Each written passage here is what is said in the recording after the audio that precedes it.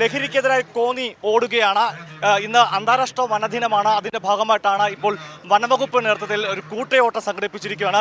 Sir, ലഹരിക്കെതിരായി വനംവകുപ്പും ഒന്നുചേരുകയാണല്ലേ? അതെ, തീർച്ചയായിട്ടും. നമ്മൾ അന്താരാഷ്ട്ര വനദിനം എല്ലാ വർഷവും മാർച്ച് 21-ാം തീയതി ആഘോഷിക്കുകയാണ്. അപ്പോൾ നമ്മളിപ്പോൾ ഈ ഒരു പ്രസൻറ്റ് സിറ്റുവേഷനിൽ ഏറ്റവും നമ്മൾ അനുഭവിക്കുന്ന ഒരു പ്രശ്നം എന്ന് പറയുന്നത് ലഹരി.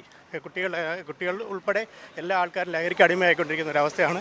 അതിൻ്റെ ഭാഗമായിട്ട് ഒരുപാട് പ്രശ്നങ്ങളുണ്ടാകുന്നുണ്ട്. നമ്മൾ അതിനെതിരായിട്ട് ഒരുപാട് ക്യാമ്പയിനുകൾ നടക്കുന്നുണ്ട്. അപ്പോൾ അതുകൊണ്ട് ഈ പ്രാവശ്യം വനദിനവുമായിട്ട് ബന്ധപ്പെട്ട് നമ്മൾ ആഘോഷം നടത്തുമ്പോൾ അത് ലഹരിക്കെതിരായിട്ടുള്ള ഒരു മുദ്രാവാക്യം ഉയർത്തിക്കൊണ്ടാണ് നമ്മൾ ചെയ്തത്. അപ്പോൾ എല്ലാവരും ലഹരി മാക്സിമം ഒഴിവാക്കാൻ നോക്കുക. ഇതുപോലെ ഓടാൻ പോവുക, ലഹരിക്കെതിരെ ഓടി പ്രതികരിക്കുക. ജീവിതമാണ് ലഹരി. ജീവിതമാണ് ലഹരി. ഫുട്ബോളാണ് ലഹരി. ഫുട്ബോളാണ് ഇഷ്ടം. ഫുട്ബോൾ, ക്രിക്കറ്റ് എല്ലാം ഇഷ്ടമാണ്. അപ്പോൾ കായികമാണ് ലഹരി അല്ലേ? കായികമാണ് ലഹരി.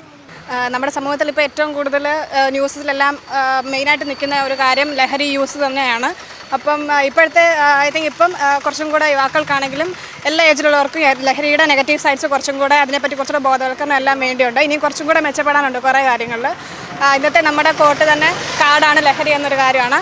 വേറെ കാര്യങ്ങൾ കുറച്ചും കൂടെ എൻഗേജ്ഡ് ആയിട്ട് നമുക്ക് നെഗറ്റീവ് സൈഡ് തരുന്ന ലഹരി പൂർണ്ണമായിട്ട് ഒഴിവാക്കുക. വിദ്യാർത്ഥികളെ പങ്കെടുപ്പിച്ചുകൊണ്ട് തന്നെയായിരിക്കണം ഇത്ര ക്യാമ്പയിനുകൾ വേണ്ടത്. അതെ, കാരണം കുറച്ചും കൂടെ നമ്മൾ യൂത്തിലാണ് ഇതിനെപ്പറ്റിയുള്ള മെസ്സേജ് കുറച്ചും കൂടെ കൂടുതൽ എത്തേണ്ടതിരിക്കുന്നത്.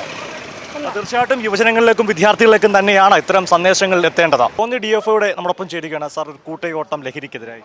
അതെ. So this program was planned as part of International Day of Forest. Today is 21st March and this day is being celebrated all over the countries at international level.